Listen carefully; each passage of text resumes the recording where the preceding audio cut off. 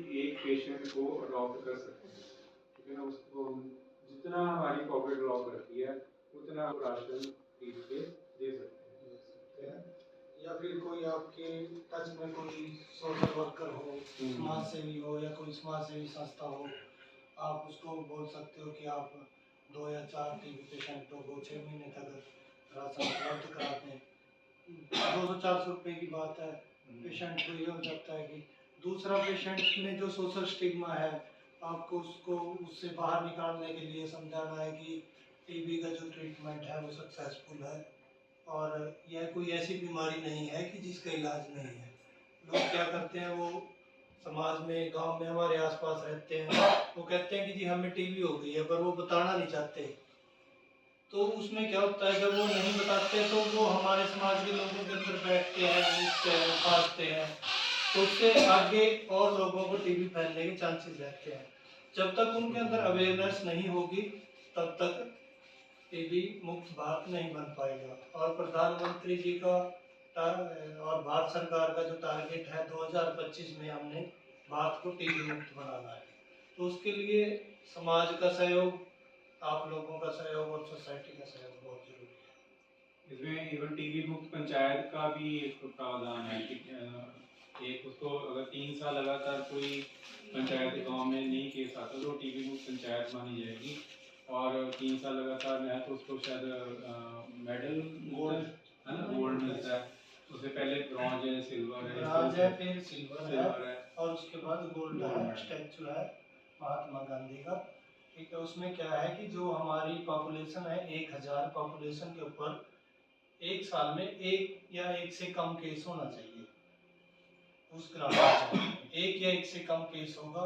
दूसरा, वहाँ पर 1000 की पॉपुलेशन पर 30 टेस्ट होने चाहिए। तीसरा, वहाँ जो पेशेंट हैं, जो पहले पेशेंट निकले हैं पिछले 3 साल में, उनका सक्सेस रेट जो है ठीक होने की एवरेज जो कहते हैं, जैसे 100 में से 90% होनी चाहिए। और एक वहाँ पर उस गांव में निक्षय मित्र होना चाहिए, जो कभी भी कोई टीबी का पेशेंट अगर आता है उसकी राशन थोड़ा बहुत सहायता कर पाए, न्यूट्रिशन पे। और सर आज एक पेशेंट को राशन दे रहे हैं टीबी डे के उपलक्ष्य में।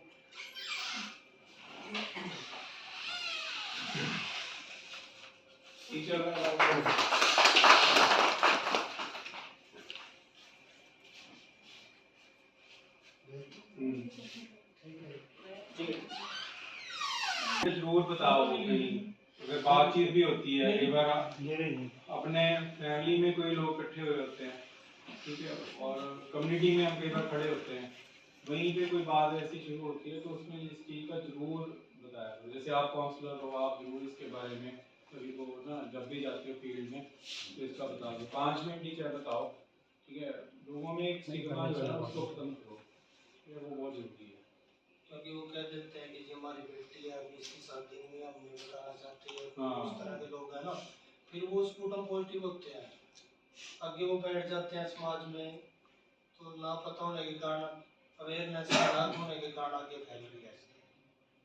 और हफ्ते में बंदा जो है ना वो नॉन कंटेजियस हो जाता है, इसको बोलते हैं कि इसका मन आगे फैलाता नहीं, 1 हफ्ता लगता है, 1 हफ्ते की ट्रीटमेंट। 15 दिन के बाद वो बिल्कुल ही नेगेटिव हो जाता है कि उससे अगर वो 15 दिन दवाई खा लेता है लगातार तो आगे फैलने के चांसेस नहीं रहते। पर ये भी नहीं है कि उसको 15 दिन के बाद ट्रीटमेंट यूज करना है, ट्रीटमेंट आगे लेना है ताकि टीबी भी लेना।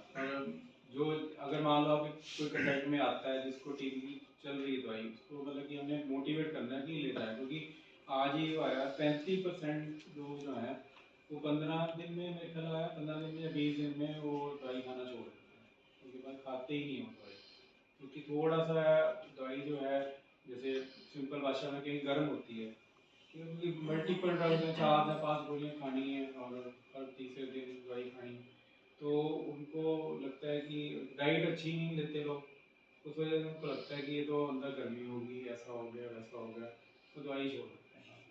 तो ये सबसे बड़ी दिक्कत आ रही है। और MDR में कि मल्टी ड्रग रेजिस्टेंट उसके बाद, तो अगर इसको ख़त्म करना है हम लोगों ने, और इसमें हमें भी फ़ायदा रहेगा, हमारा वर्कलोड भी कम होगा,